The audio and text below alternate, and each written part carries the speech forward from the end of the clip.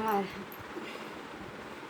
नमस्ते हेलो नमस्ते दोस्तों, हमारे यूट्यूब चैनल पर आप सभी लोगों का स्वागत है। वंदन है, अभिनंदन है।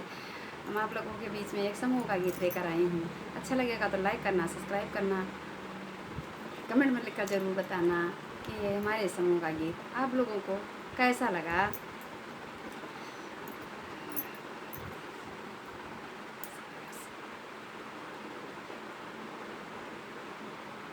कई के विचार हो समूहिया में जुड़ो दीदी, कई के विचार हो समूहिया में जुड़ा दीदी। हमारे समूहिया के 5 गो नियमवा, हमारे समूहिया के 5 गो नियमवा।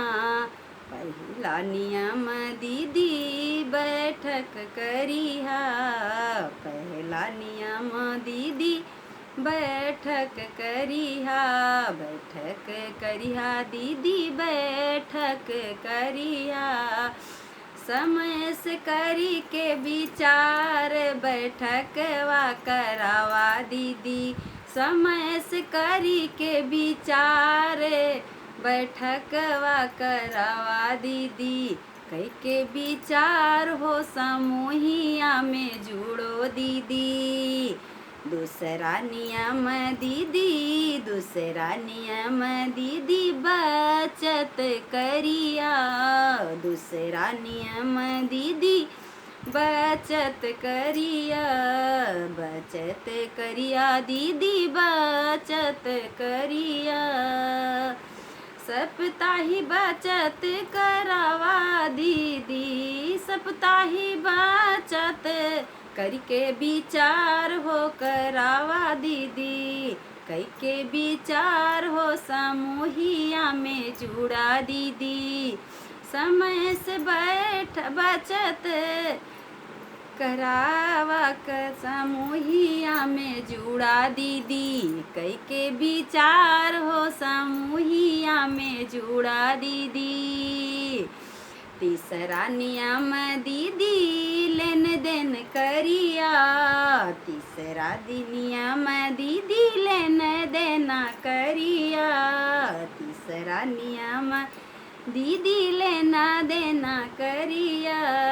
करके विचार लेना देना करावा दीदी, करके विचार लेना देना करावा दीदी। कई के विचार हो समूहिया में जुड़ा दीदी, कई के विचार हो समूहिया में जुड़ा दीदी।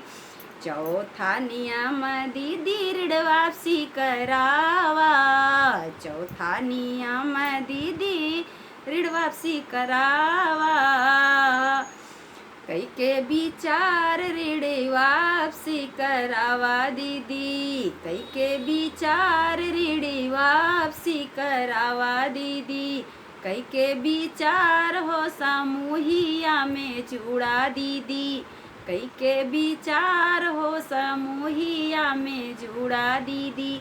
पांचवा नियम दीदी, पांचवा नियम दीदी लेखा जोखा करिया, पांचवा नियम दीदी लेखा जोखा करिया।